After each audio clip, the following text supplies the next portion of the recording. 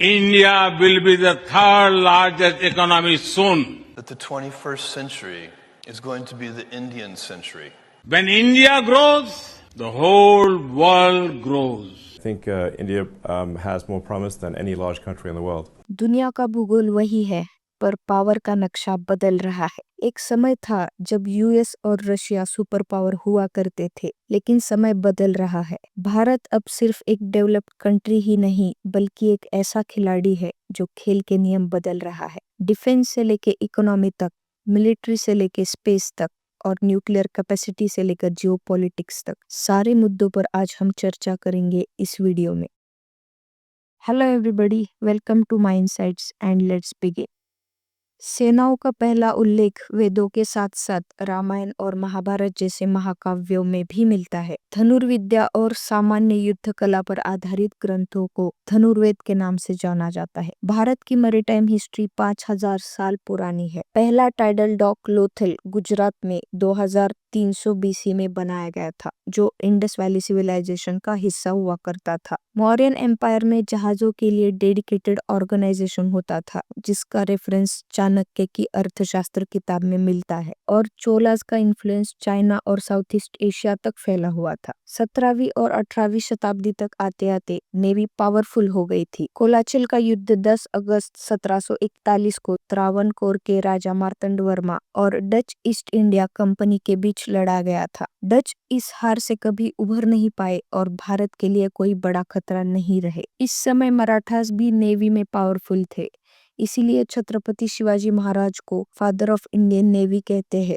और Indian navy का निशान छत्रपति शिवाजी महाराज की राजमुद्रा से इंस्पायर्ड है। इस निशान का ऑक्टागन शेप राजमुद्रा से लिया गया है। ब्रिटिशर्स ने मिलिट्री सिस्टम यूनिफाई किया, जो पहले रीजनल होती थी। उन्होंने रेजिमेंट सिस्टम को भी इंट्रोड्यूस किया, जैसे गुरखा राइफल्स और Punjab regiment. Modern training, equipment और टेक्नोलॉजी भी वो लेकर आए। हालांकि वो उनके फायदे के लिए थी, पर उसका इम्पैक्ट इंडियन मिलिट्री सिस्टम पर हुआ। पोस्ट इंडिपेंडेंस की अगर हम बात करें तो 1962 का चाइना के साथ वॉर हमारे लिए वेकअप कॉल था। चाइना से हारने के बाद इंडियन मिलिट्री में मेजर चेंजेस आए। डिपार्टमेंट ऑफ डिफेंस प्रोडक्शन बनाया गया भारत को आत्मनिर्भर बनाने के लिए। इसके अंडर अभी तक 16 नई ऑर्डिनेंस फैक्ट्री बनाई गई है। इसके बाद हमने मुड़कर नहीं देखा, चाहे वो बांग्लादेश लिबरेशन वॉर हो या कारगिल। आज की तारीख में इंडिया दुनिया में 4th लार्जेस्ट मिलिट्री है, यूएस, रशिया और चाइना के बाद। इस साल के बजट में 6.81 लाख करोड़ रुपीस डिफेंस के लिए एलोकेट किए गए हैं, जो फाइनेंशियल ईयर 2024-25 से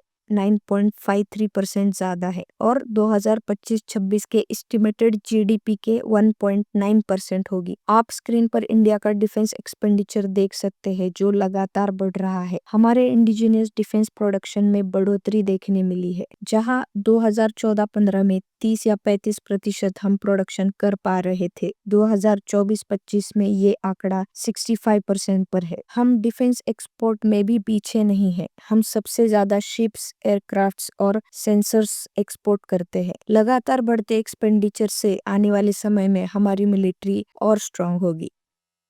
जवाहरलाल नेहरू ने अपनी एक स्पीच के दौरान ये कहा था, दुनिया में हर देश को अपनी सुरक्षा के लिए नई टेक्नोलॉजी का आविष्कार और उपयोग करना चाहिए, लेकिन अगर भारत को खतरा हुआ तो वो अपने बचाव के लिए हर संभव प्रयास करेगा। यहाँ से नो फर्स्ट यूज पॉलिसी की नींव रखी गई। 1999 में गवर्नमेंट ने एक ड्राफ्ट रिलीज किया, जिसमें क्लियरली लिखा गया है, हम न्यूक्लियर वेपन्स का पहले इस्तेमाल नहीं करेंगे, हम सिर्फ रिटेलिएट करने के लिए उसका इस्तेमाल करेंगे। इंडिया ने 2 न्यूक्लियर टेस्ट किए हैं, पहला 1974 में ऑपरेशन स्माइलिंग बुद्धा और दूसरा 1998 में ऑपरेशन शक्ति, जिसके चलते इंडिया न्यूक्लियर पावर्ड कंट्री बना। इससे बहुत सारे देश नाराज थे, पर भारत नहीं माना। दुनिया में सिर्फ 9 देश है जिसके पास न्यूक्लियर वेपन है। आप स्क्रीन पर देख सकते हैं किसके पास कितने वॉरहेड है। इसमें टॉप पर है रशिया, यूएस और चाइना। इंडिया 6th पोजीशन पर है। इंडिया जमीन, पानी और हवा से न्यूक्लियर वेपन लॉन्च कर सकता है, जिसे न्यूक्लियर ट्रायड कहते हैं। जमीन से लॉन्च करने के लिए हमारे पास इंटरकॉन्टिनेंटल बैलिस्टिक मिसाइल अग्नि 5 है। समंदर से लॉन्च करने के लिए हमारे पास SLBM सागरिका K-15 और K-4 है, और स्ट्रेटेजिक बॉम्बर्स जैसे राफेल और मिराज 2000 भी मौजूद है। न्यूक्लियर पावर्ड कंट्री होने के कारण कोई भी देश अटैक करने से पहले एक बार जरूर सोचेगा।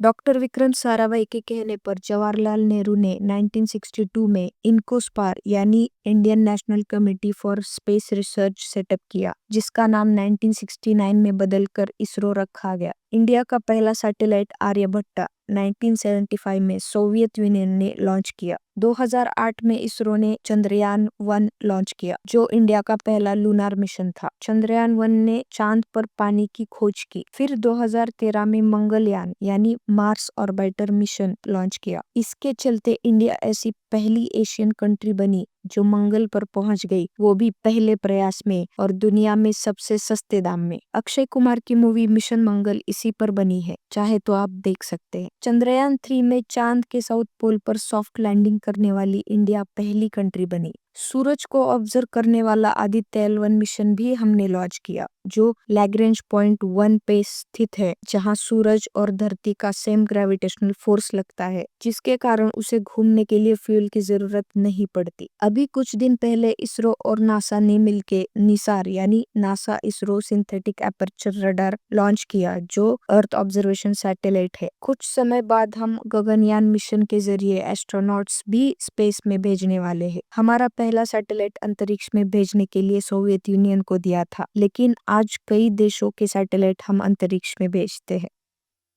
एक समय था जब भारत को सोने की चिड़िया कहा जाता था। करीब 1700 साल तक इंडिया दुनिया की सबसे बड़ी इकोनॉमी थी। दुनिया की GDP का 40% इंडिया से ही आता था। इतनी बड़ी हमारी इकोनॉमी थी। फिर ब्रिटिशर्स ने इंडिया पर राज किया और कंडीशन बद से बदतर हो गई। मनमोहन सिंह ने अपने एक बयान में कहा था, 1700 में इंडिया की GDP 22.6% थी और 1952 आते आते वो 3.8 हो गई। इतना लूटा हमें ब्रिटिशर्स ने। आप स्क्रीन पर देख सकते हैं कि इतने सालों में इंडिया की GDP कितनी घटी है। दादाभाई नौरोजी ने अपनी किताब poverty and un British rule in India में ट्रेन ऑफ वेल्थ थ्योरी दी है। दादाभाई नौरोजी के अनुसार अंग्रेजों ने कच्चे माल का निर्यात और तैयार माल का आयात करके हाई टैक्स लगाकर और सैलरीज, पेंशन और प्रॉफिट्स के रूप में बड़ी रकम भारत से बाहर भेजकर भारत का शोषण किया। इस चीज से वाकिफ हमारे नेताओं ने स्वतंत्रता के बाद बहुत फूक फूक के कदम रखा। जब JRD टाटा ने जवाहरलाल नेहरू से कहा था कि कंपनीज प्रॉफिटेबल होनी चाहिए, तो नेहरू ने जवाब में कहा, मुझसे कभी भी प्रॉफिट के बारे में बात मत करो, ये एक गंदा शब्द है। सोवियत यूनियन का टूटना, जो भारत का मेजर ट्रेडिंग पार्टनर था,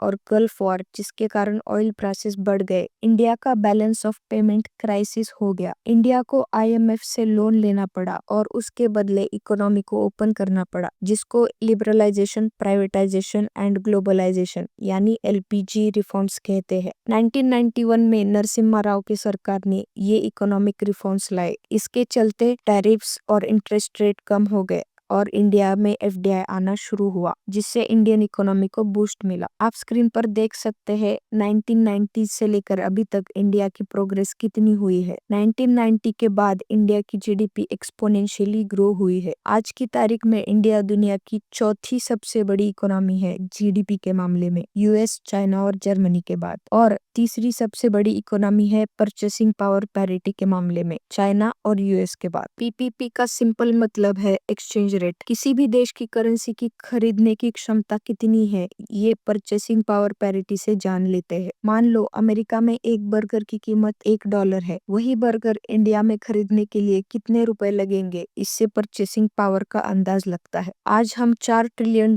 इकोनॉमी बन चुके हैं और IMF का कहना है कि 2028 तक हम 5.5 ट्रिलियन इकोनॉमी बन जाएंगे और जर्मनी को ओवरटेक करके तीसरी सबसे बड़ी इकोनॉमी बनेंगे।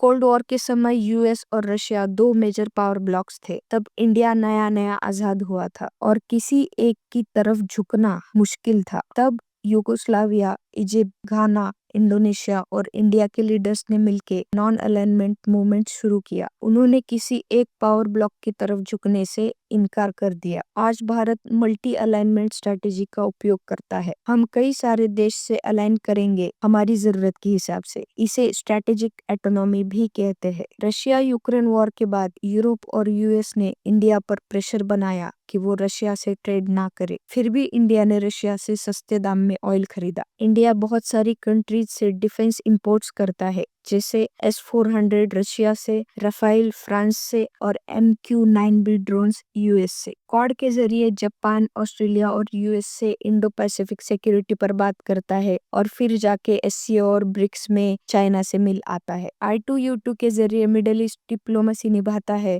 ईरान और सऊदी अरेबिया से बैलेंस भी बनाता है। ये दिखाता है कि इंडिया किसी का एलाय नहीं है, बल्कि वो अपने इंटरेस्ट के हिसाब से चल रहा है। तो शेयर करके बताओ सबको कि हमारा प्यारा भारत सबसे अलग है। हम अपने टर्म्स पे चलते हैं, किसी और के नहीं।